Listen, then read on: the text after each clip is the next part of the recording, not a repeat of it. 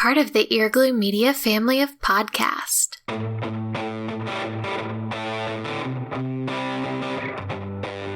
You're listening to the Cantina Cast, your home for thought-provoking Star Wars talk.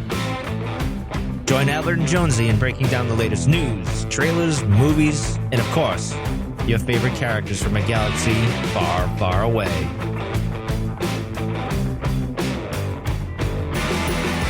Hello, everyone, and welcome to the Cantina Cast. My name is Albert Padilla, and this is episode 289, the Star Wars TV Extravaganza episode. Tonight, we're going to be looking back at Star Wars television over the years, as well as kind of looking forward at some of the future stuff that we've got lined up here with Disney Plus coming down the road, and talking about kind of what was important, what was significant about either the shows in the past and certainly the shows that we anticipate coming here very shortly.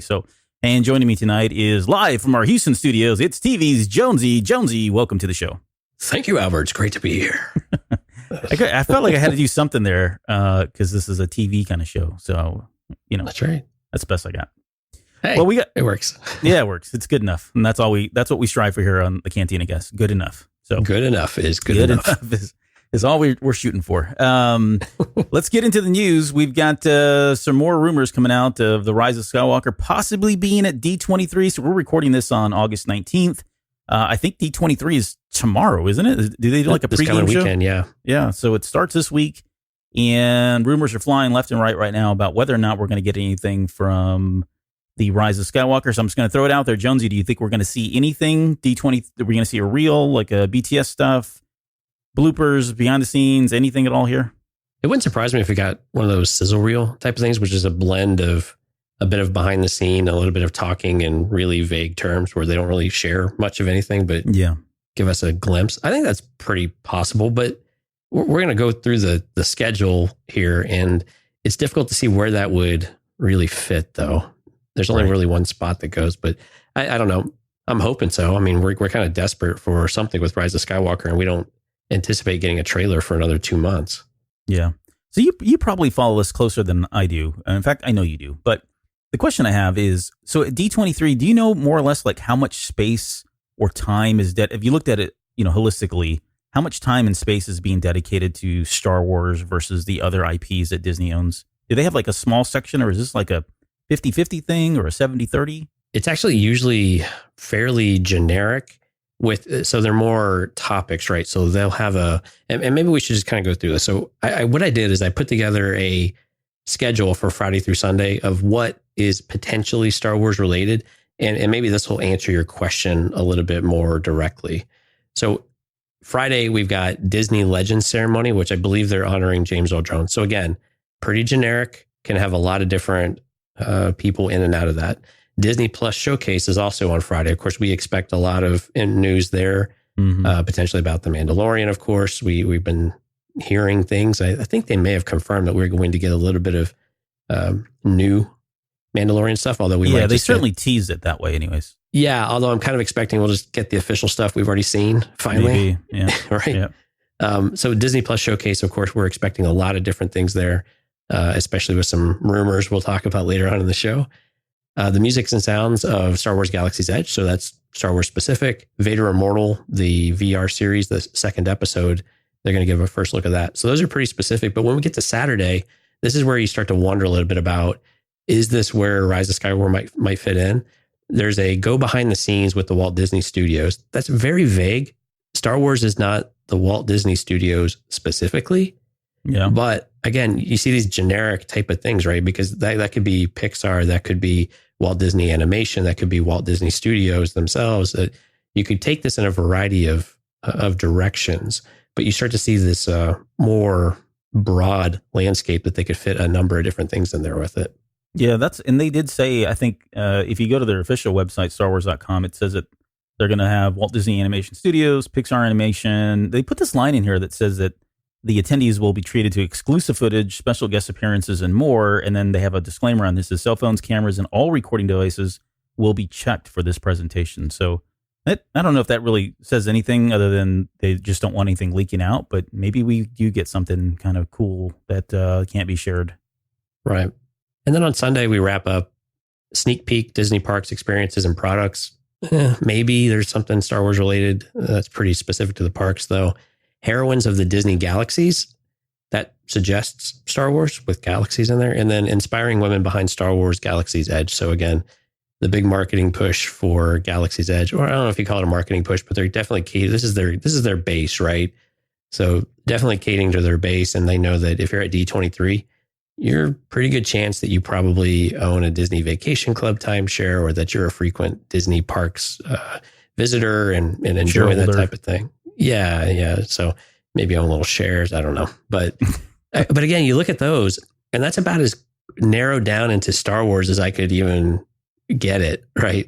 And there are more specific ones that say, Pixar, or they run through a couple of them in the descriptive, but you don't get a lot of description with these types of things. But when you look at it from a Star Wars exclusive fan, it's difficult to say that this is something you want to go and attend, because it's not enough Star Wars. It's not like Celebration where it's just packed full, or even, 2 or 3 things a day all seem to be Star Wars related.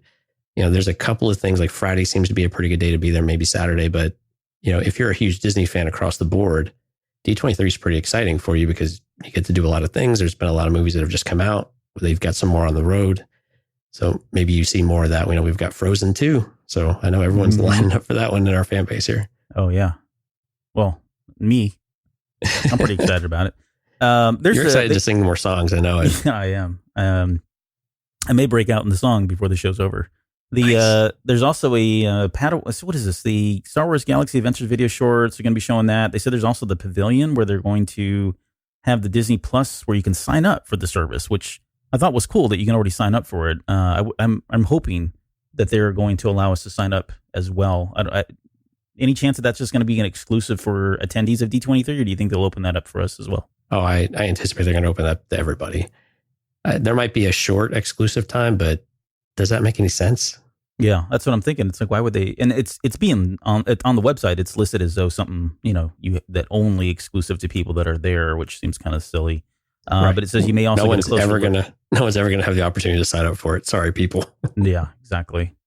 It says you may even get a closer look at the world of The Mandalorian, the first Star Wars live action series, making its debut on the service November 12th. So, all right. Well, I guess we'll see. And in terms of, I'll save it. I was going to talk about what we're doing next week, but we'll save that for. So where do you fit Rise of Skywalker then? If you're going to do it, is it behind the scenes, or did you see somewhere else that it might fit, or is this a surprise event, which I don't know if they do that or not. I'm not as familiar with D23 because I really don't follow it that closely. I just get all the news afterwards. I don't follow the actual event. Yeah, I don't know that I do either. I don't think I cared about D23 until Star Wars really started becoming, well, it wasn't a super huge thing until just a few years ago. I think that's exactly. It was really hardcore Disney people only, and it was a very select few, and now it's become its own kind of miniature convention. Yeah.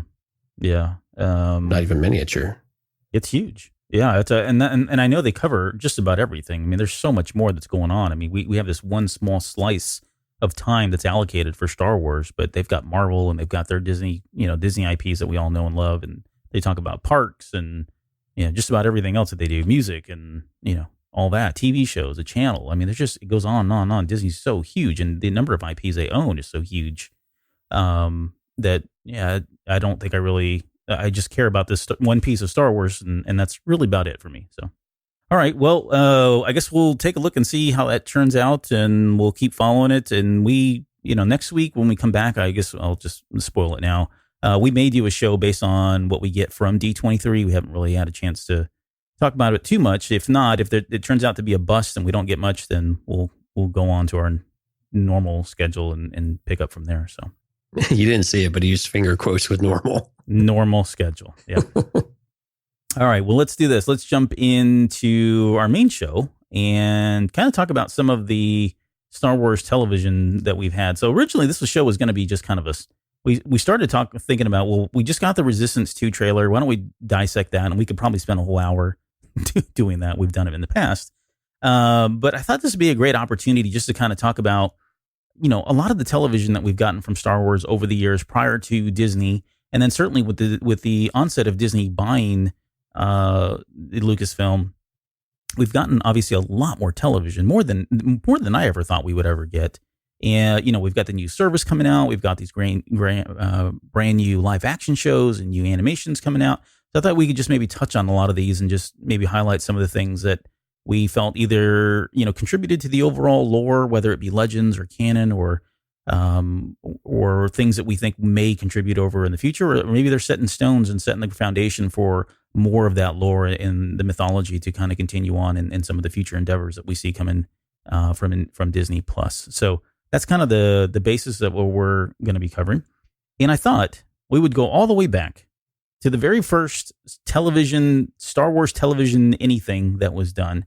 And at some point, Jonesy, we've got to sit down and do a Patreon special where we break down the holiday special from 1978.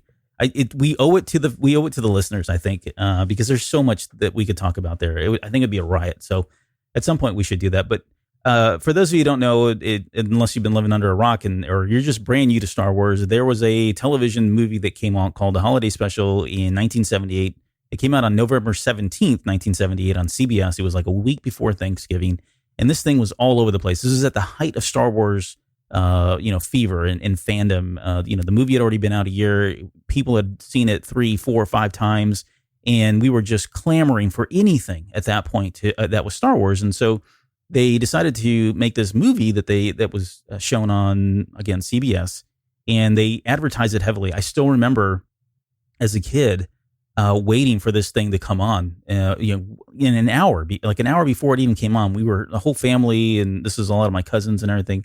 We're all just gathered around this television waiting for this thing to come on because, of course, there were no DVRs or VCRs or anything like that. You couldn't record it. It was just, you had to wait to watch it. So, and it turned out to be a bust. And like I said, we should probably break this down a lot more. But, this is one of those things that just gets laughed at constantly.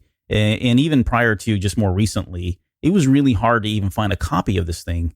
You would have to go to these conventions, or maybe you found it some bootleg copy that was a rip of a rip of a rip of a rip that came off of a VHS, which came off of a beta, which came off of a, whatever. And the quality was just so bad. And today you can get a pretty good quality version of this online. You can go see it. I think it's on YouTube. The whole thing's on YouTube now, and it's not bad quality. But I'm going to pause right here and just kind of get your initial thoughts about the holiday special. Was this something, I guess, when did you first see this thing, or have you even seen this thing? I don't even know if you have. And what are your thoughts about this thing? All right. So this came out, I don't know, I was 6 months old when this came out. So I didn't get to see it live quite like you older folks. Old timers. Yeah. I'm trying to remember when I did see it. It may have been like somehow I may have seen it like in the 90s, maybe early 2000s, but maybe the 90s. And in particular, of course, the part that everybody wanted to gravitate towards was the Boba Fett cartoon, because that was the very first time we were exposed to him before Empire Strikes Back. And that was super exciting. Even today, it's still kind of exciting to watch that and watch him call everyone friend. But right. But I think the parts that you would definitely have seen, at least in some areas, is Carrie Fisher singing, right? Yep. I think Mark Hamill's terrible haircut, wasn't that a thing? Yeah, that was terrible. His whole face was a hot mess. I don't know what was going on there, but yeah. That was before his accident, right? It was before the accident. Oh, they were probably all high anyway, but yeah, everybody was stoned. That's probably true. And then, yeah, of course, everything, probably the most comedic aspect of it is when they just decided to have an entire series of dialogue in Sherrywook with the Wookiees with Life Day. And we all just kind of looked at one another and like, what the hell is going on? Yeah, it's 15, like the fifth, I don't remember now. It's probably the first 15, 20 minutes are the Wookiees just talking to each other and with no subtitles. And that was a conscious decision by George Lucas. That's what he wanted. And I remember, and I don't know how long ago it was, I remember reading some of the backstory on this, and there were really, a lot of these producers were pushing back on Lucas and saying, hey, no, this is, you need to have subtitles here, you're going to lose people. And he was adamant that this was his vision. And so they wanted to, he made Star Wars a year later. Who's going to argue with this guy? And so they went ahead and pressed on. And it's just so bizarre. I mean, it's really awkward, and it's really hard to get through that first 15 minutes.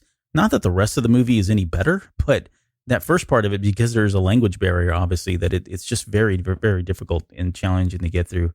I think you hit on the bigger parts of of what's like redeemable, right? So I wanted to bring this up because it was the very first time we ever had anything Star Wars on TV. But you hit on the two more important things of what lived on: the legacy of Boba Fett and his first appearance. Specifically with the Mandalorian coming out, he's got that rifle. He carries that. He showed that rifle that we kind of see in the Mandalorian, and we didn't see that obviously in when he made his appearance in Empire Strikes Back or A New Hope or any of the other movies, Return of the Jedi. We never saw Jango Fett with it, so it was kind of cool that I'm not going to say it's a direct throwback to the character design from the holiday special, but it was neat to see that the rifles are very similar. The other thing, I think it was absolutely a intentional direct callback to it. Yeah, because they did that in a little teaser shot Jon Favreau released, and people lost their damn minds. Yeah, they absolutely did. But it shows you that some elements of that really still we really like it. It's really weird. The design of the character and bringing some of those things forward there's still an appetite for a few of those things. Yeah. You brought up Life Day, and that was I don't know if you ever played Star Wars Galaxies, but that the MMO, right? You could head out to Kashyyyk, and then they had the Wookiees in the red robes, just like Chewbacca wears at the very end, and you got some information about Life Day, and now Life Day, I think it has been officially canonized, although not to the extent. I mean, I don't think it's celebrated in the way that it's portrayed here in this show, but beyond that, I don't know, guys. Unless you're a big Maude fan or a B. Arthur fan, I don't know that there's a whole lot for you here. But it is definitely worth checking out if you've never had a chance to see it. Spend the time to listen and watch it. Maybe grab a 6-pack if you're drinking. Makes it a lot easier. Yeah, send your hate mail to Albert Padilla. yeah. Don't email me.com. Yeah, please don't. If you haven't watched it and you watch it expecting something magical, oh my God, no. Yeah, I hope you're high. Because that's about the only way it's going to happen. You're going to get through it. Yeah. And I'm being totally serious. If you guys have any interest in us putting some thoughts together or putting a show together around that, and we're talking to you Patreon folks, let us know. I'm down. I don't know if Jonesy is. Oh, God. I'm going to need a raise. Yeah, Mike definitely won't do it. Oh, all right. So the next thing I had was droids and Ewoks. And we can talk about these just really quickly. But I do want to say, as I was doing some of the research and just listening, I went back, watched a number of these episodes yesterday, I think it was, or maybe the day before yesterday. No, it was late last night that I watched them. Sorry, the whole weekend's been a blur for me, but there were a lot of things that were coming back that I had forgotten about the TV show. But for those of you who don't know, Droids and Ewoks were two animated series that came out in 1985. With Droids, it did one season, 13 episodes on ABC. And with the Ewoks, it did 2 seasons. They actually got a whole nother season than the Droids did, 26 episodes. And it's so funny. This thing aired on September 7th as part of the ABC Saturday Sneak Peek and Fun Fit Test with Tony Danza, C-3PO, and R2-D2. And this, I don't even know.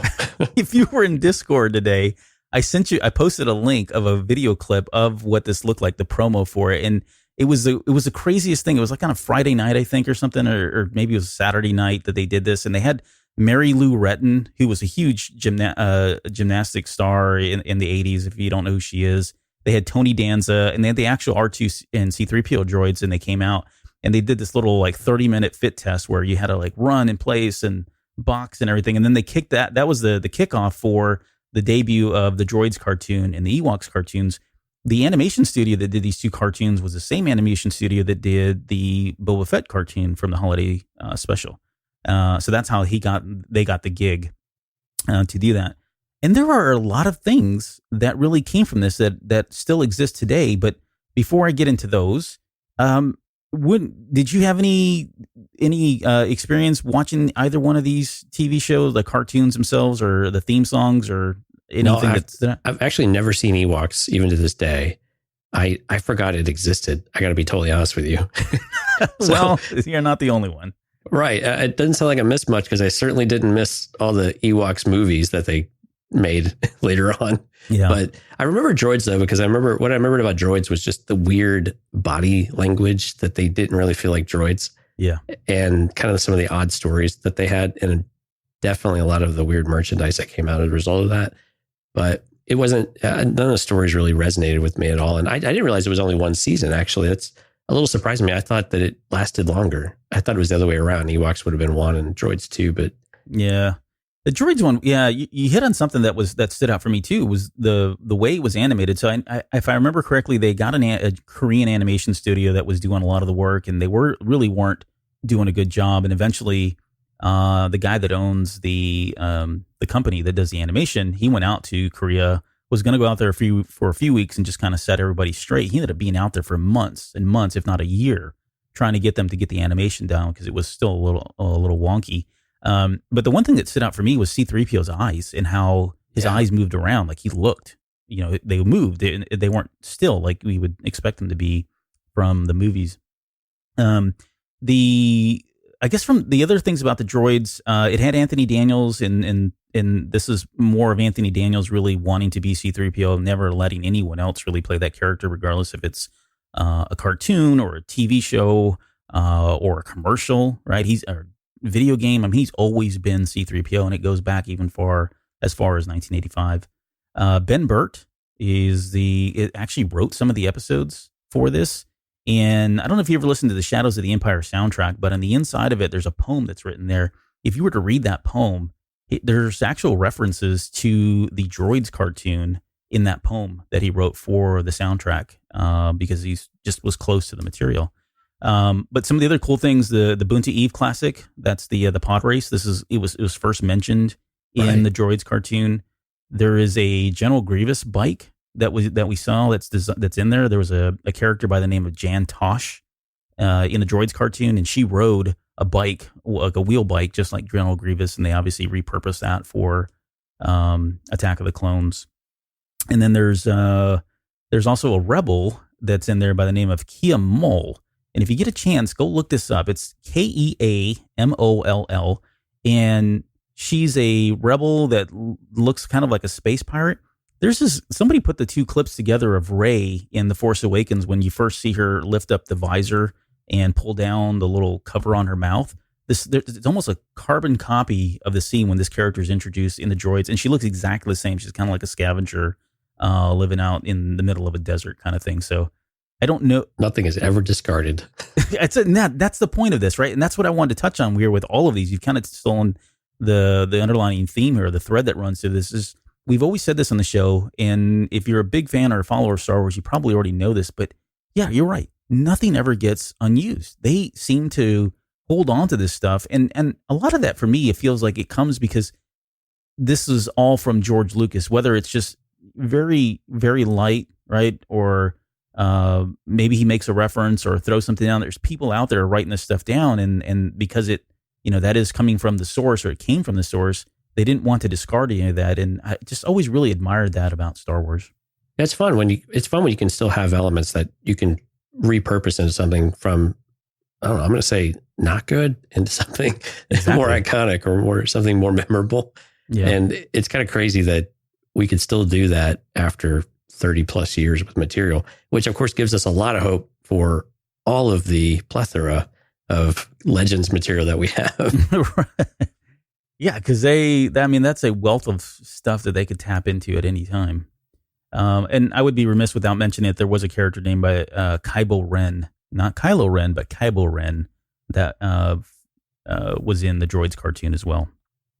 So with the Ewoks, we didn't really get a whole lot, and I never really understood. They went back and forth about whether the Ewoks cartoon was a prequel or a sequel to Return of the Jedi. I don't know where they ever landed. I know they flip-flopped at one point, and I'm not sure which way they flopped, but they did. I guess the only other thing that really came out there that I always felt was really neat about is they kind of established the fact that the Empire was already there prior to Return of the Jedi. So you get to see some of that when they first come in and, start setting up shop to build the space, the what do you call it? Shield? Yeah. Generators and all that for the Death Star in Return of the Jedi. But beyond that, the Ewoks speak English, and there's really not a whole lot to it. I mean, if you're a big Ewoks fan, then you got to see Logray and all of the other ones run around and talking with one another, but nothing that really came from that. I thought that, so the next one, stepping through this, we only got two more before the Disney era. I had the Clone Wars in 2003, and the Clone Wars in 2008. But I felt like we've talked about these so much, Right. through the course of this. I don't think we really need to mention about the impact that it's had on, obviously the legacy and all of that with Star Wars. But I did have this question for you. Do you think that the Clone Wars, would you say that was one of the very first shows that kind of put its trust in online services like Netflix? Like, to me, it always seemed like that was kind of like a proof of concept that you didn't have to go to a nationally syndicated channel like NBC or CBS or even the cable networks, that you could go online and put your trust into something like that. And that was going to be this new media that, obviously today it's probably, as big, if not bigger than traditional television that we were used to. Yeah, because you're talking about the Tartakovsky Clone Wars? Yeah, well, I'm actually talking about, no, not that one, because that one came out on Cartoon Network. Right. But I thought I'm talking about the one that came out when they released, after the show had been canceled, and they decided to pick that up. Lost Missions on Netflix. Yeah, I that was a bold move, I thought, because it came out on Blu-ray as well. But it was interesting that we did have that Lucasfilm was exploring things with Netflix, right? Right. And it gave, I think what it did do, and what I think it has helped Netflix do in particular, is that it has given life to shows after death, right? And I think that's the really cool thing, is that we've seen this a couple of different times now, where a show gets prematurely killed, and the fans have such a response to it that they're able to rekindle that fire and actually either release the content or finish the content or create new content to finish the story or keep the show going in a couple of cases. And I think that's one of the things that it did help show, is that there is a market for some of this stuff, and there's funding for it too. Yeah. With Netflix. Netflix is willing to spend money because, of course, now everyone's got their own services. So they're willing to buy up some of these properties, and they've bought some of these properties, and you're going to get Netflix exclusive content now. And so I thought that was a really cool proof of concept. I mean, we've web shorts and things like that. I think that's why I was referencing the original Clone Wars, not the Clone Wars, but just Clone Wars. Yeah. Is I think they also had some of those as online. Were those online that early? I don't know if they were online. I know I don't remember if they were or not, to be honest. I remember vividly waiting, because those were like, what were they, 30 seconds or something like that? Yeah, the first season was short, a minute or two, and then the second season were a few minutes. Oh, it was awful. Like you had to like be right there and ready, because again, no DVRs yet. But you really had to be watching and waiting for that 30-second clip. Otherwise, you missed it, and you had to wait again for another hour before it came back on. Right. And those were great. Yeah. I still enjoy the Clone Wars series, the 2003. Yeah. Sorry, I thought you meant waiting for that. I was like, no, that wasn't fun. But yeah, that's terrible. Glad we don't live in those dark ages. Yeah. Don't have to wait for anything anymore. Yep. All right. Well, and I guess the other thing I'd say about all that is it's going to be very interesting to how, as far as how Disney, if they have a show that doesn't do well and they decide to pull the plug on it and fandom speaks up, they don't have a Netflix to go to. It's, the recourse is to throw it back on, right? And so I just don't know how that's going to happen or how that's going to work, or are those days over, right? I don't know if we'll ever get something like that again, since they own it and won't show it anywhere else. I think some of this is, do they have the discipline and the patience to get it right before you just release it? And I think that's some of the risk with these newer services that come out. Yeah. Are they just going to dump a bunch of content at you, or is it going to have the time to really be created in the right way and produced in the right way so that it is a hit when it does release? Because I think that's one of the things Netflix has done pretty well. They have far more hits, even if they're not super popular, they're usually pretty critically acclaimed. And that's what we want to see, right? Even if it's not always hitting the right audiences or something like that, it seems like it's well done and it's well put together. Yeah, good point. Let's jump to the Disney television era. So this would be, post 2012, and really the first thing was Rebels in 2014. And obviously, again, we've spoken about Rebels a lot on this show, so I don't know that we need to really dive into it. But the only note I really had on here is that I just, in retrospectively looking back at Rebels, it really feels like this kind of a cornerstone between the prequel trilogy and the real original trilogy. There's so much there that kind of builds bridges those two series together. You got characters and references and all kinds of stuff. And then there's obviously things that they allude to that are going to happen in the original trilogy. And looking, I don't want to jump ahead, but if you think about Resistance, I was really hoping that Resistance was going to be kind of like that cornerstone between the original trilogy and the sequel trilogy. And we'll come back to that in a second here. Maybe that's still to be determined. But the other interesting thing about Rebels that I always enjoyed was just they really dove into the mythos of like Jedi versus Sith, and the origins and the beginnings, and a lot of that stuff that they touched on. Definitely, they dove into it in the Clone Wars, especially whenever Yoda was on there, or the Jedi were kind of prominent storylines. But we didn't really get a whole lot beyond that because there was a lot of clone troopers. But it seemed like Rebels just had a very more intimate look, right? When it came to Jedi versus Sith. Yeah, I think that's a good point, because we didn't really know exactly what to expect, and what we got with the Force and with all of the wolves and everything else. I don't know that we really expected anything quite like that. Even with Filoni at the helm, we knew that he would borrow things from Clone Wars, but we really had no idea that we would get a World Between Worlds or all of the Darth Sidious stuff towards the end. Yeah. And that was such a pleasant surprise. And it was really what was really nice about it is that he gave us so many new characters all in one place. And even when they had sprinkling of characters that we already knew, but they really built it around a bunch of characters that had no previous backstory and showed that you can do it.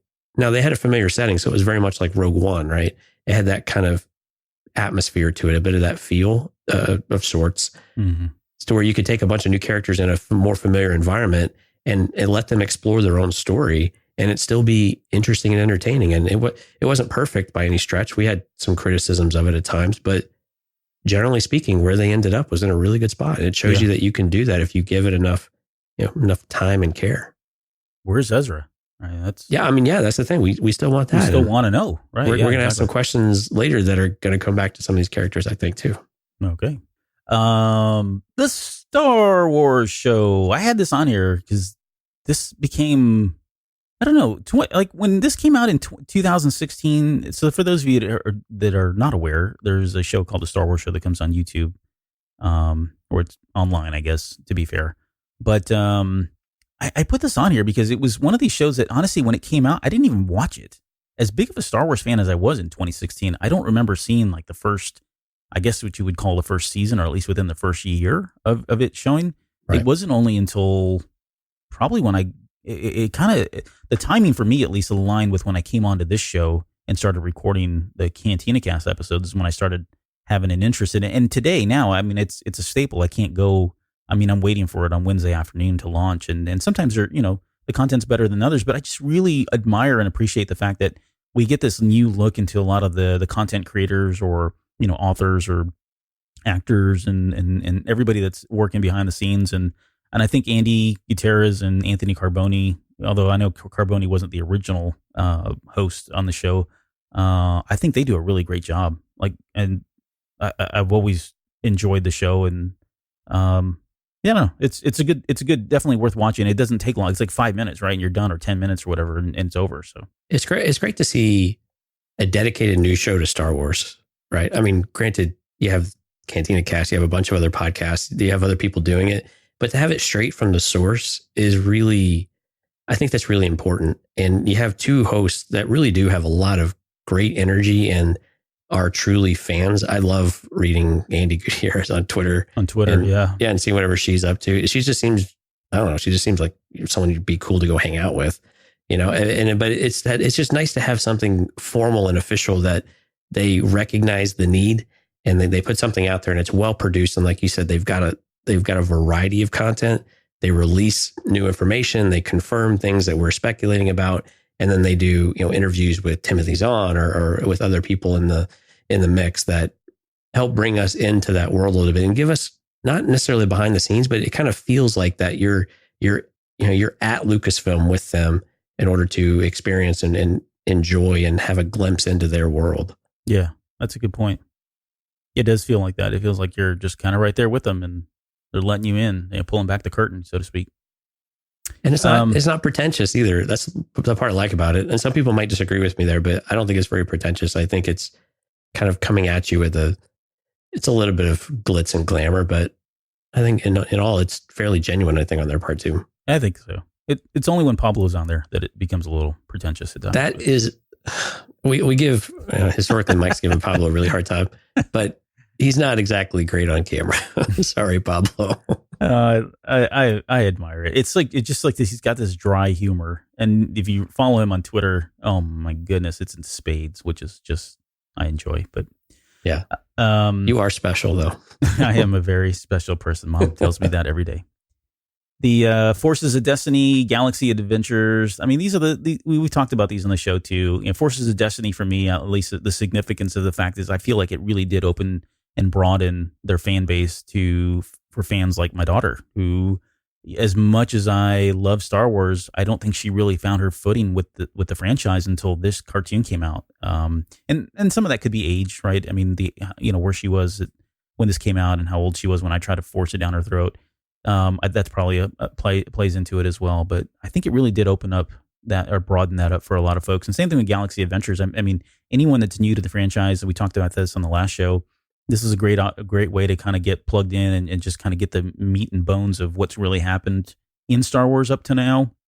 And they've done some really slick stuff with some of the animation and really showing you some of the more memorable scenes and characters and events and that happened, which I think speaks to a new generation of fans. And I don't want to rehash again what we've talked about, but for my kids, they would rather watch Galaxy of Adventures and watch the way those scenes played out than go back and watch like the original trilogy because it's just much more action paced and fast and that kind of thing. So there's a door open with that series that they could do a couple of different things with if they really wanted to.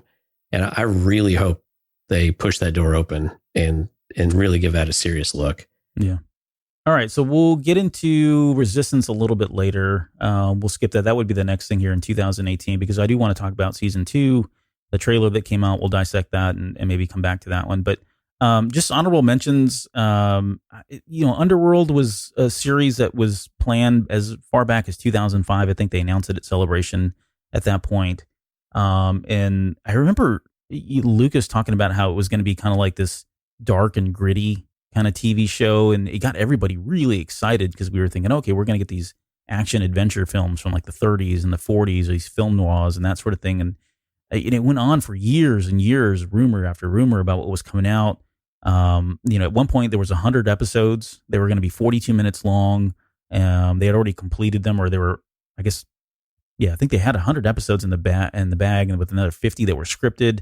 And nothing ever surfaced from this. The only thing that made it out was surprisingly Rogue One. So the Rogue One story itself was supposed to be one of the stories that we got from Underworld, as well as Han and Lando getting into the gambling thing, and we got to learn how Han was able to get the Falcon from Lando. Again, both of those stories were originally going to be episodes, if not several, multi-part episodes within the Underworld series.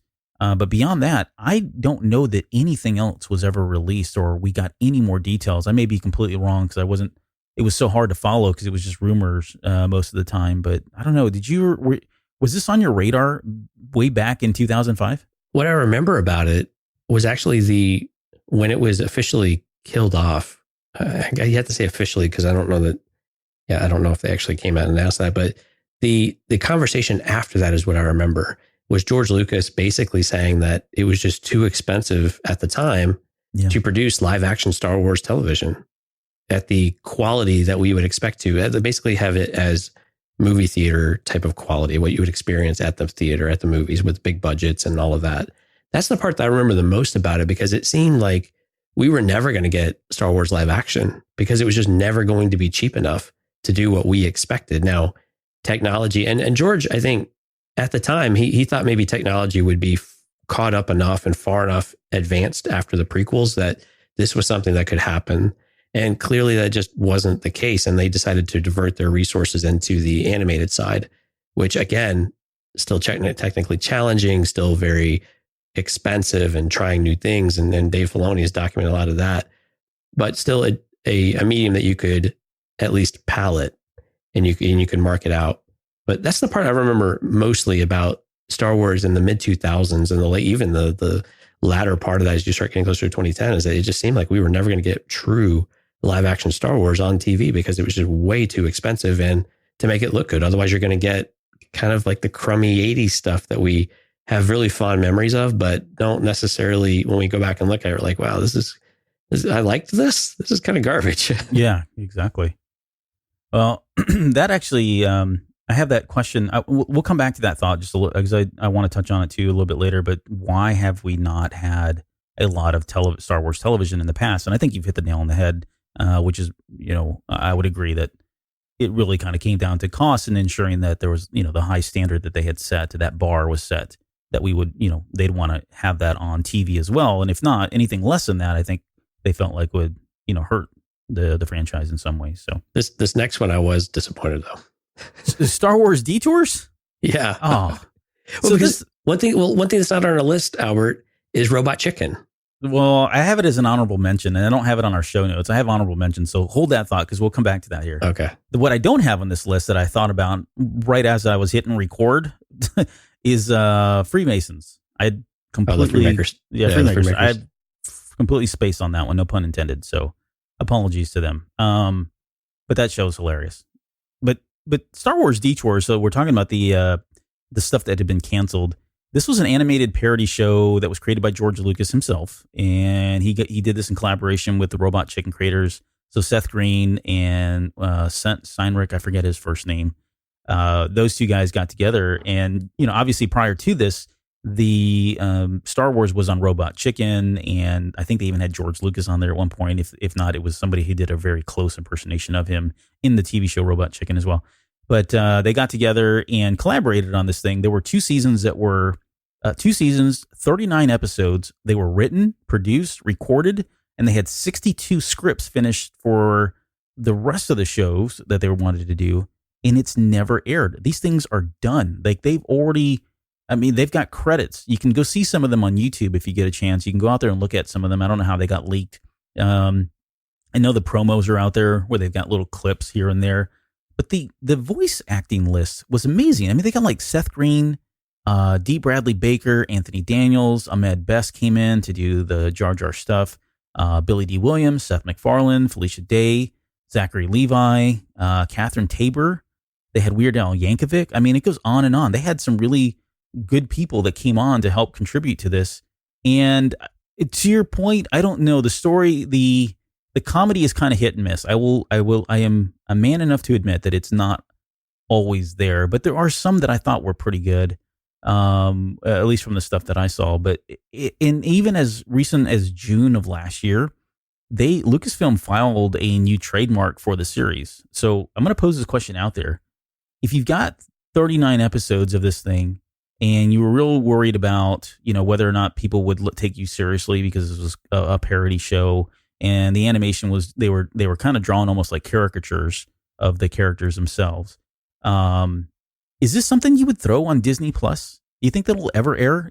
Or do you think they're just going to really bury this like the holiday special and say it's never coming out? Stop thinking about it. Was this clean content? Yeah. Like what was the ratings on this? I don't think I saw anything. I mean, like apart from like flatulence and stuff like that, it wasn't like Robot Chicken where they were bleeping stuff out that I remember. This is hard because it's 7 years removed, right? A lot has passed between now and then. So you wonder how much is still largely relevant. Parody tends to not, parody sometimes it doesn't age well. Yeah. Yeah. Sometimes it doesn't age well. Sometimes it ages remarkably well. Some things are eternal. A lot of Star Wars jokes in general are pretty eternal. But I think that's my biggest concern about it. I just like the idea of light-hearted Star Wars, something that doesn't take itself so seriously, something that deviates from the norm and less so in a, Forces of Destiny type of way or Galaxies of Adventure. It's just something so unique and different that we just have to break the mold. And we talked a little bit about this before with the dreaded C word of everything is canon, right? This would allow you to just forget all that for a little while and just say, this is just fun. It's just supposed to be fun and not take itself so seriously all the time. I think that's the part that I was most looking forward to. And I think Donald Faison was probably part of this as well, because he's great friends with Seth Green and did a lot of stuff with Robot Chicken. And I just think all of these guys really hit a home run with a big chunk of the Robot Chicken stuff. those skits were amazing. The stop motion animation is a hobby for these guys. So it was really cool too. But I just really wanted some, and I liked about that was it was so different. It didn't take itself seriously. It was comedic. It took things you knew about. And if you were a hardcore fan, there was a lot to laugh about. Yeah. And even if you weren't a hardcore fan, there were certain things that were just amusing. Right. And that's what I was looking forward to with these guys, with Seth Green and them, of just taking something in a completely different direction than what we have. And quite honestly, there's very few signs of that we get that kind of thing. Everything's got to be serious and heavy and darker. And I got to be honest, every once in a while, I want something that just reminds me this is still fun. Yeah. No, and you're exactly right. And that's why, and somebody can call me out if I'm getting this completely wrong, but if I remember correctly, the reason this didn't happen was, one, Disney bought them out. So this is right around the same time, 2012. And I don't know which happened first, but this thing was ready. It was in the blocks. Again, the promos were out on television. They were ready to launch this thing. Disney came in, the merger happened, or the buyout happened, and they shelved it. And if I'm not mistaken, I remember that one of the reasons they did not want to air this was because it was poking fun of it itself, right? It was not serious. And they were wanting to release episode 7 and get back on track with these movies and make Star Wars relevant again for a number of fans, and more fans than they had in the past. And they felt like this would detract from that in some way. So I think I don't disagree with that either. I think from Disney's perspective, that's 100% valid. Sure. You just dumped $4 billion into it. You want to start recovering that investment and making that pay off.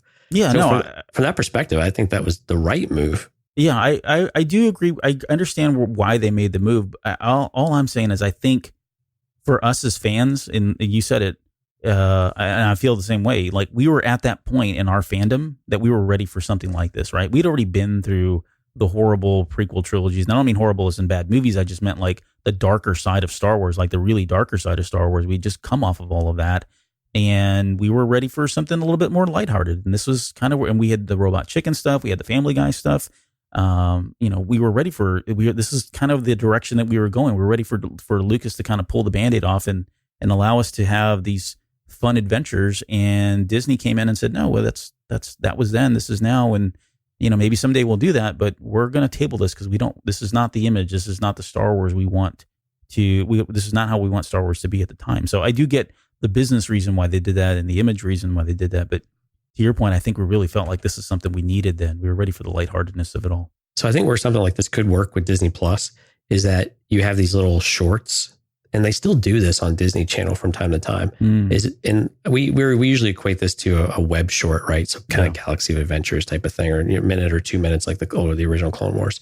You can still do things like this in between, and it's more of this break, right? It's kind of the palate cleanser, even between other content, other shows.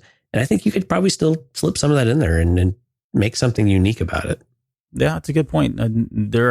If you watch Disney Channel, yeah, you're right. There are little things that these, like the zooms or whatever they're called. They're like these 1 minute clip things that come on, or 2 minute things that they just intermix with a lot of the commercials and that sort of thing. Yeah, I can see that.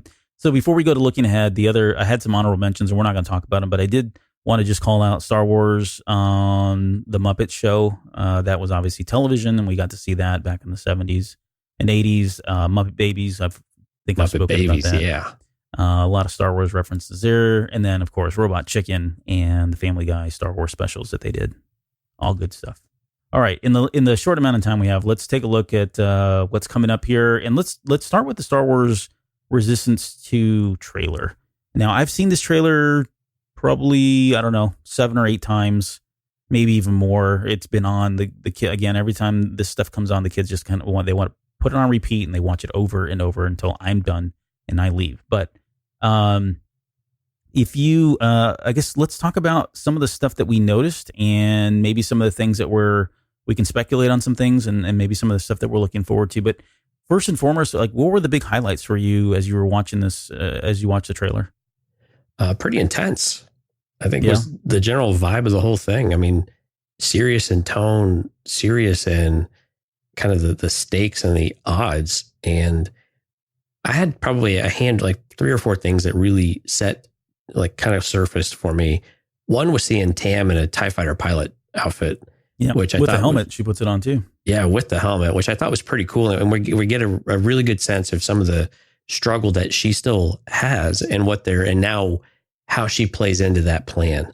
Now she's the one that's got to help go find the Colossus and be able to anticipate their moves in order to help the First Order really snuff out not only this crew, but the General Rebel Alliance or the Resistance rather, that's getting organized. I think another thing that started to surface a bit was the, oh man, all these things going through your head and you can't even bring them out when you want them to. But I think the general challenges that they're going to have with the pirate crew, right? So when we left season 1, we had some open questions about how are these pirates? Everyone's on the same team. Everything's fine, right? Well, now we're going to see the ramifications of that where no, it was a alignment of opportunity at that moment. And now we're going to see some of those challenges start to surface of who's really in charge, who gives orders to whom, right? Yeah. There's going to be some inner struggle there, right? A house divided in the Colossus with two factions basically together like that. Right. Yeah, I those obviously stood out for me, and the idea that there's a moment in there where he says they're trying to find the Colossus a new home, which is interesting because I'm going to toot our own horn because I think early on when Resistance came out, we said that at some point this thing needed to move, like the show needed to move. It needed to move away from. I think I said it needed to move away from the Colossus, not knowing that the Colossus would actually be the thing that moved, but it really opens up this series a lot, and you can see it the one thing that stood out for me is I don't feel so landlocked. There's so many different new worlds that we saw just very quickly, right? There's a water world again it may not be the same location. I think there was like an ice planet, if I'm not mistaken. There was a desert planet, it could be, who knows, any number of billions of desert planets that we have in the Star Wars universe.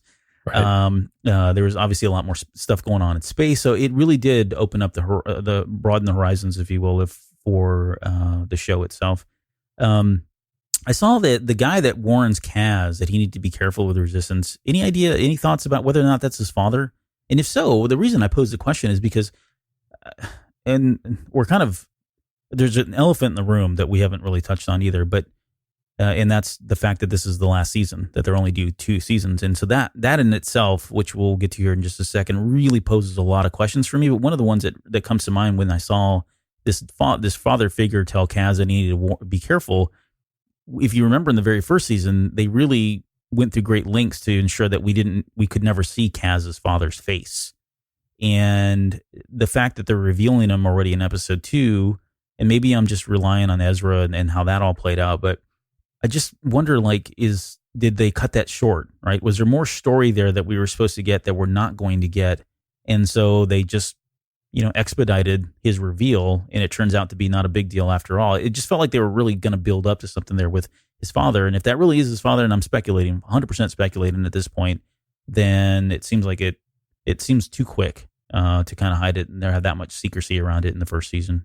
Well, and then again, with Hosnian Prime being destroyed, we kind of assumed that most, if not everyone that he cared about, that Kaz cared about, was in the system when the First Order destroyed it at the end of season 1. Yeah.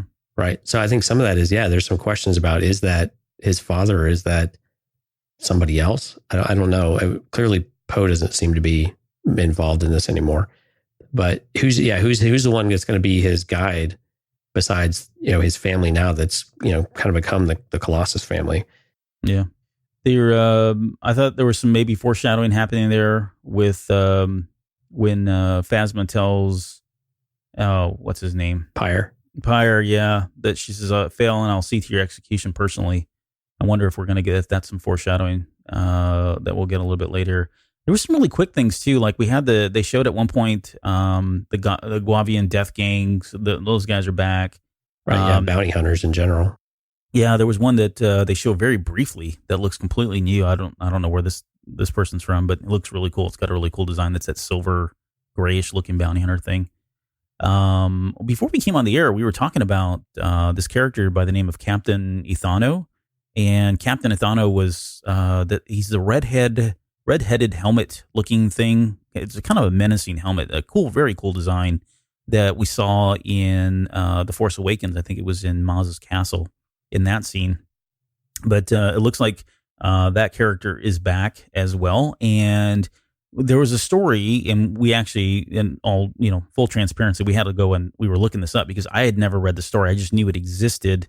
I think, Jonesy, you found the story, or at least found the name of it, but there was a story that came out prior to The Force Awakens. It was part of the Journey to The Force Awakens storylines, where this character of Captain Ethano was seeking out these kyber crystals, and they were suspected to be Dooku's crystals. And it turns out what he ends up finding is what's his name? Now I'm drawing a blank on the clone trooper. Is it Kix? Yeah, the medic. Yeah, the medic. They find him in like this permanent stasis, and when I saw him, I remembered that. And then in that same trailer, you see the B2 battle droids, and I'm thinking, okay. I know there was a part in there also. There was some definite connection there with the Clone Wars, and so maybe that's where we're getting. And it gets me excited because maybe we're going to see Dave Filoni bring back yet another clone trooper from his beloved series, which I think would be really neat to see. And how he fits into all this, I don't know, but it just would be neat to see Kix once again in there. It's really cool tying the eras together like that. And Filoni, Filoni's got kind of a skill for making marrying the different timelines actually kind of work. Yep. We got to see some what looked like to be maybe Sith. There's a moment in there where they're talking about an ancient power source, and it looks kind of like a triangle. So think Sith hologram. Definitely, there's some wording there that looks it's all in red or some symbols, that sort of thing. So it'd be kind of cool if they do touch on some of that. We haven't really had much of anything really. So let me ask you then. Yeah. What planet are they on when they see that? Because there's a lot of speculation going on right now that that's actually Batuu, right? And we didn't touch on that with some of the locations we had, but it kind of seems like Batuu is going to factor in this, which makes, of course, a lot of sense with the parks and everything else. And it's kind of a cool planet. It's been in the books. We're growing this lore out, but there's, if I recall, isn't there a theory that Batuu is another one of these potential nexus points? Yeah, I've heard that as well. Yeah, much like I'm drawing a blank now too. It's late, folks. But yeah, all the places that have nexus points these days. All the places, we got them all covered here. No, I've heard that. I've heard that as well, or at least I've read it anyways, that people are saying that this is, and I think it makes sense. I mean, they're all in on Batuu as it is, right? I mean, we talked about that a couple shows ago. This is it, folks. This is Star Wars, whether you like it or not. It's here. It's huge. It's a big part of Star Wars. So, embrace it. And what better way to embrace it than to say, yep, there's definitely some, Sith or Jedi or, Force stuff going on here on this planet. So yeah, and all of the characters and the things that we see are not the people characters, but the Sith type of characters. What am I looking for? Like hieroglyph type of things that we've seen in Rebels in particular lately with World Between Worlds. Man, speaking is hard today too. Yeah, it's we're starting to see those similarities and those parallels draw in, and again, kind of gives us hope of, is there something else for us to learn about some of these environments or some of these worlds, even though we don't really have we don't have an overtly Force sensitive character, although we think the kids probably have something to them. Yeah, we saw them in the trailer too, right? So we know they're still around. Yep, and that's definitely the only line that we have to some of that Force mysticism. So it'll definitely come out through them. Just quickly, because we're really getting short on time here, but we got the Matt the Technician vest from Saturday Night Live. That was cool. That's been all over the internets. If you've not had a chance to see that, looks like we get a new Stormtrooper in there. There was obviously the Kylo Ren thing, which my kids were super excited that Kylo Ren was going to be there. But they made a comment about his voice not sounding like Kylo Ren, and yeah, it's like Phasma too. They said the youngest one actually pointed out they didn't sound like Phasma. Really? Like, that was Gwendolyn Christie. Was it? Oh. Yeah, but it's not Adam Driver, I don't think, for Kylo Ren, though. Yeah, it definitely didn't sound like him. But what was interesting, using the Force to make her go after her weapon, it looks like, too. Yep. Which, again, that's another show, because we keep talking about projecting your Force abilities over space and time. But there seem to be some inconsistencies about what the actual effect of all this really is. Right. Something to talk about. Yeah. So overall, this is the season finale. So I have this question out there. Is this a good thing? Is that a good thing that this is the final season? It seems, I'll speak for myself. I think it was unexpected. I think we talked about this going into it, almost 2 years ago now, that we were expecting 3, maybe 4 seasons. And that's definitely not going to happen. Yeah, no, it's not. And I think we estimated that if you can get 2 or 3 out of this, if you can get 3, that seems like you did a pretty good job. And maybe that's just me trying to not be completely wrong, but yeah, it makes sense. Where they landed up in the timeline, it was really hard for us to see how you get more than another season out of this because the times there's just not enough time now. Right. And we're going to resolve this a year after where we're at with this show, with Rise of Skywalker. So there's just not a lot of time for you to play. They probably could have gone and done another season. But I got to be honest. If this is depending on where they take the story and how they want to shape this, maybe this is over that year. And this is really kind of a lead in, and it's going to tack on and lead up to Rise of Skywalker in some areas as well. And so, again, we have to applaud people for understanding how you fit into the overall story and not necessarily drawing that out unnecessarily just for the sake of selling tickets or selling a TV service or something like that. And just to tell the story that you have and be happy with what you have. And so I think I'm happy that they're doing that because so often we just get a lot of fluff in between, and we're going to get fluff in between. There's no mistake. That's just how TV works when you got 20 something episodes of content. But I'm just really happy that they're not going to continue to say or leave us open to say, no, we're going to potentially do another season or maybe 2 seasons. And you start to wonder, okay, is there any story for there? These guys have a pretty finite story of action. And it looks like we're going to get all of that packed into the season 2. And I'm very happy to see that. And I'm glad that they're not going to, draw that on and on and on. Right. Yeah. Make it what it needs to be. And I think even though I am honestly disappointed that we're not getting more than a second season, to your point, if that comes to fruition and this really gives us something substantial to kind of lead us into the Rise of Skywalker, then I'm totally okay with that. Like, I'd be pretty happy if we got that. So that's a great point, though. How would you like to leave season 2 compared to where we started with season 1, and you leave season 2 saying, wow, I really wish I had more content. Because that Dave Filoni is going to keep this stuff in the back of his head, and we don't know what next steps there might be to where maybe these characters resurface in some other way, right, much like Rebels, right, with the Clone Wars. Mm-hmm. So I think there's things are always out there, and that would be amazing though with the criticisms that the show got to start season 1. If we were able to wrap season 2 and we've done a complete turnaround on it, would be really, really, really cool. I think that would be really amazing in order to see that transformation on that show. So I really hope they deliver on it. Looking ahead, obviously we've got the Mandalorian and the Cassian Andor series. Those are coming out.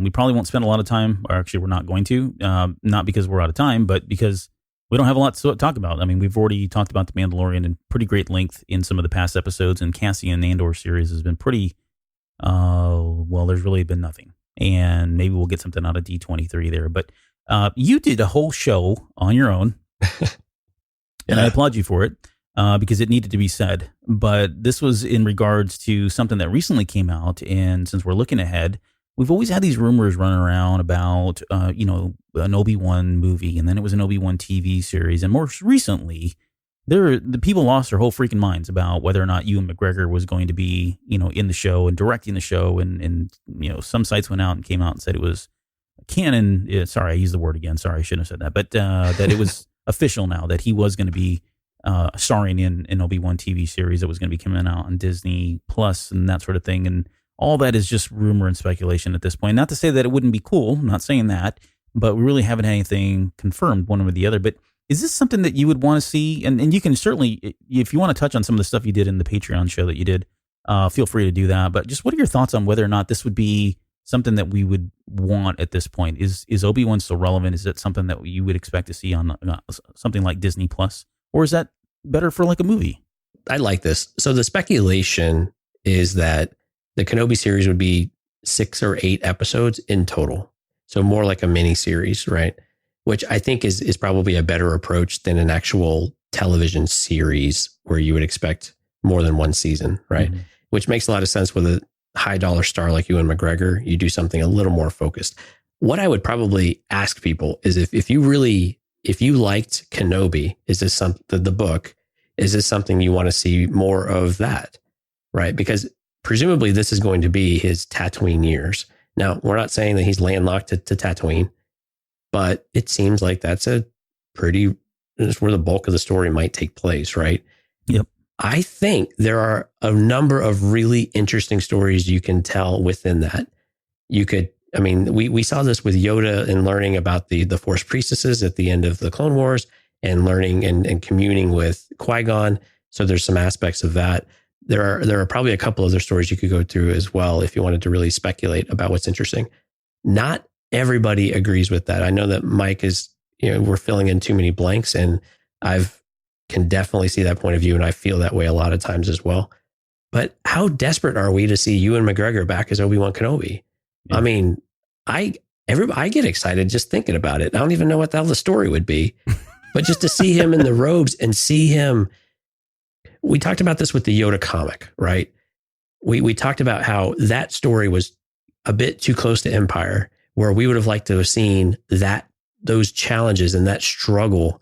We would have liked to seen that over the course of 20 years, or maybe towards the front of that 20 years. Yes, yes. This is that chance that you could probably see that type of story element and have him overcome those challenges that we likely aren't going to see with Yoda. Right. And I think those are some of the things that get me excited about a potential Kenobi series. And you have to have Ewan McGregor do it, because I'm sorry, there's just no one else you're going to put on screen for it. And so I get people's enthusiasm for it. I get the excitement. What I was very critical of in the Patreon episode was the way that it was reported and the inconsistencies and the drawing on other people's material and then giving you a rogue headline and then trying to CYA with what you have in the end. So if you're, I think I'm using some exact words, but so if you're interested in kind of more of an opinionated view, check out our Patreon, patreon.com/thecantinacast, and you can check some of that out. It's at the $1 tier. But I like this idea. What about you? Yeah, no, I'm all for it. To your point, like seeing Ewan McGregor in that role again is just it needs to happen, and it's been headcanon for years for me. But there's a expiration date on it too, right? Maybe there isn't. I don't know. They do some pretty amazing stuff these days with CGI and all of that. But to me, it feels like there's an expiration date. Maybe not so much on the visuals itself, but I don't know where Ewan's head's at or what he's got coming up, and if this is something that he's going to want to do and all that. So you want to strike when the iron's hot. I think this is the right kind of thing. I like the idea of doing a limited series, kind of like a like a Chernobyl, and I'm not saying in theme wise, but just condensed 8 episodes. We're done, 1 and 8 and done and out kind of thing. Right. Rather than making this a sprawling, how did this thing end and where does it go kind of thing. So, I'd be for it. And Disney Plus, as far as the media itself or the form, I think is the perfect option. I don't know that you would want to do this any way else. I don't even know that the movie really is something that I'd want to see. I think you get more from a TV series with something like this than you would a movie. So I'm down for that. We've talked a little bit about that too. You can establish the pacing that's right for the story if you're given more opportunity. But again, if it's 6 episodes, make it 6. Don't make 6 into 8. Right. Just for the sake of getting 8. I think that's the part that we always get very concerned about, is that we start stretching too much. This is a story that needs to be tight. It needs to be clean. Give it time to open up, but don't let it stick around so long that you're overburdened with it and you don't feel like you're getting anything out of like 1 or 2 episodes just because you had to fill in 8 slots instead of making it 6. Make the tough call, make it 6. Hopefully they've got, if this is all true, and I got to believe that they are desperately looking for content like this, and this seems to be low-hanging fruit of sorts, that they have got to have this mapped out already in some capacity. Someone has got to be penning an idea here in order to pitch this to Ewan McGregor, besides saying, hey, yeah, we're going to explore what you were doing on Tatooine. Right. Hopefully it's more than that. God, I hope so. I hope so too. Yeah. He's got to get off the planet. That's for sure. All right. So maybe we can just end here. We've got, we touched on a little bit about the idea of, or I guess the question of why we haven't had maybe as much Star Wars television as we would have expected to have seen with a franchise as large as it is, as big as it is, as successful as it is. And I think a lot of that can be attributed to the fact that, we had one creator and, he only had so much time, and there were obviously other projects and things he was trying to work on. There was the very high bar in terms of quality. And I'm not saying this, the holiday special, but in terms of the quality of the stuff that had been pumped out from the movies, that probably scared them away from actually diving into it. There's a part of me that wonders if the holiday special just put a bad taste in their mouth altogether, and they just said, you know what, we really don't ever want to go back to live action anything ever again with how that turned out.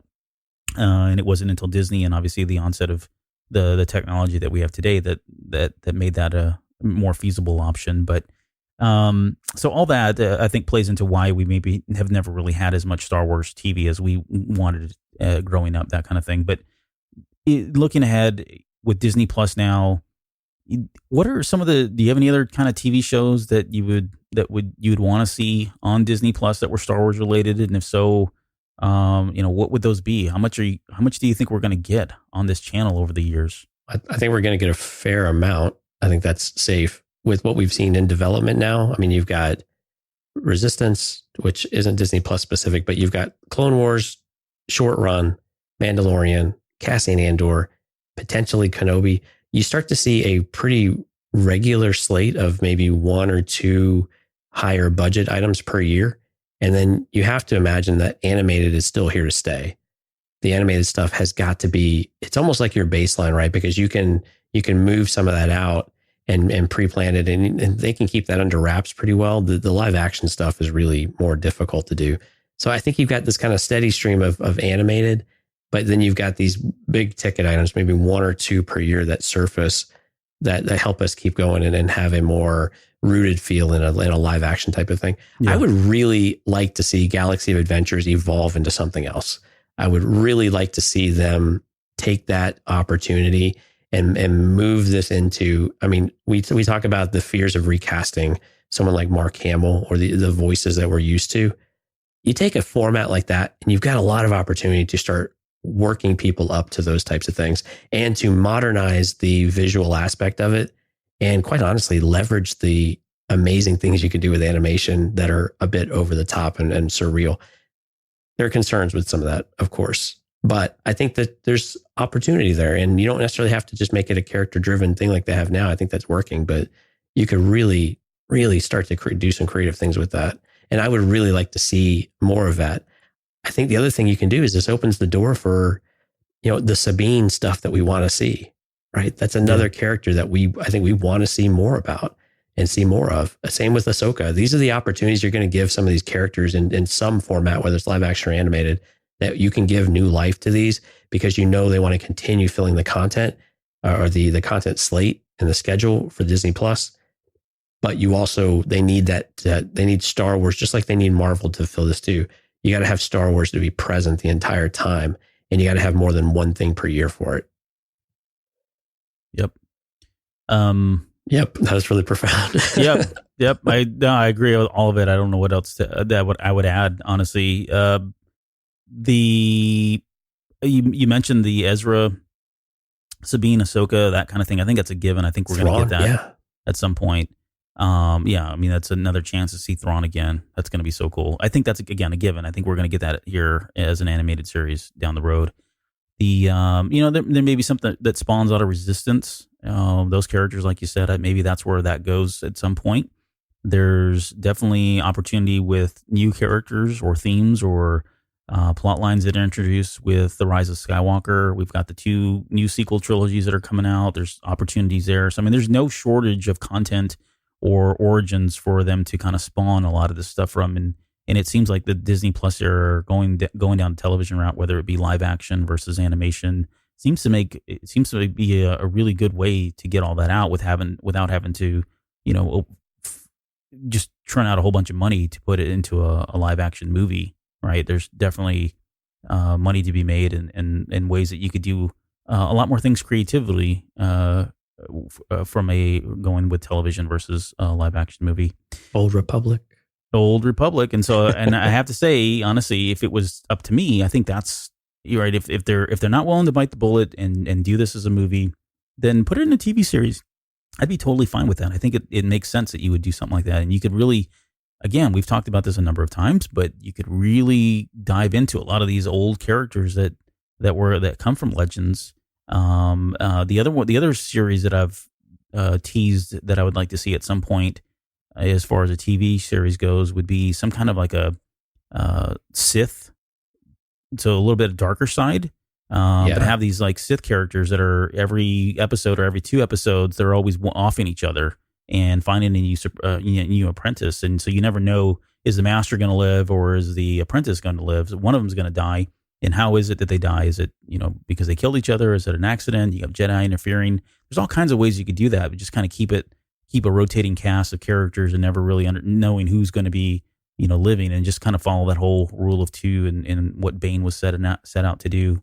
You could really formalize or canonize, I guess, the fall of the Sith that led to the rule of 2. I think that would be a really cool story to bring the Bane books to life. Yep. You could end it there and then pick up that series from there. Or you could pick it up what that's like, what the rule of 2 is like at that point. So, all right. Well, so many ways we can go with this, and it's fun to think about it. And I really hope they pull some things out there like, okay, I didn't think about that one. That would be pretty neat. All right. Well, we'll end it there, and maybe we'll do this again some down the road, like 20 years from now, which will be fun. But before we go, we got some shout outs, don't we? Yeah, we do. We've had an influx of Patreon members, which is always super exciting. And these are guys that have been with us for a while too. So Bo Fisher, who is Etox on Discord, Rondale Williams, who we've been calling Rondaloo for all this time, and he was kind enough not to correct us, and hopefully I said that right. Otherwise, I'm going to sound even dumber than usual. And then, of course, our buddy Caleb McReynolds, who's Star-Lord. So all joined Patreon within the last week. We've had a huge influx over the last couple of months, really. So wanted to say thank you to everybody. In addition to that, like we were talking about earlier, we launched a new series for Patreon. I started calling it Unscripted. It's basically a more opinionated view. They're short, 10 or 15 minutes, something like that.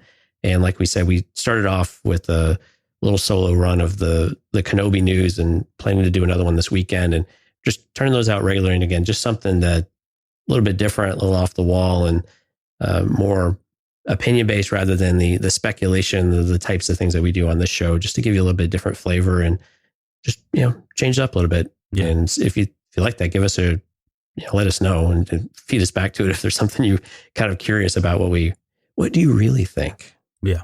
What do you really think? Right. We don't want to know. I don't think you may not want to know. You may not want to know. No, please thank don't you guys. Us. Yeah, thank you, all of the new Patreon and our existing Patreon members as well. Thank you guys for constantly. Yeah, and a special shout out to Amanda, because Amanda has been with us the longest. I mean, she predates Joe, Josh, and myself on the Patreons, and I feel like we don't give her enough thanks. So thanks for sticking with us all these years, Amanda. Appreciate it. Amanda. Yes, thank you, Amanda. All right, well, that's going to do it. Next week, it's either going to be D23 or bust. So no, I'm kidding. Again, if we get a lot of good, juicy details or content, then we'll come back and do a D23 show. Otherwise, we'll go back to our, quote, regularly scheduled program already in progress. So before we go, anything from you? Don't punch it. Let's get out of here. Punch it. All right, we'll see you guys next week.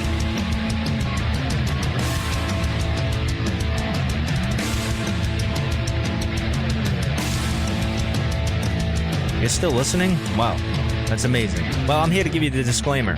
Normally we do a big, long, drawn-out disclaimer thing saying what's what and who's what and all that other stuff, but I think you guys kind of know that Lucasfilm and Disney have no affiliation with us at all, and we have none with them.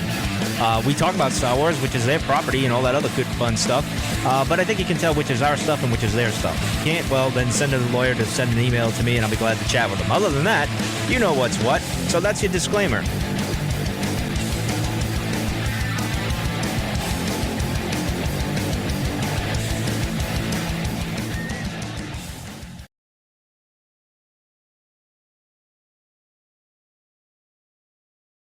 No nuts were hurt in the recording of this episode. Maybe Wookiee nuts. Aw, I like Wookiee nuts. I don't know. His stuff lately has been awesome. Yeah. No jokes All right. today, Mike. It's all business. It's all business, dude.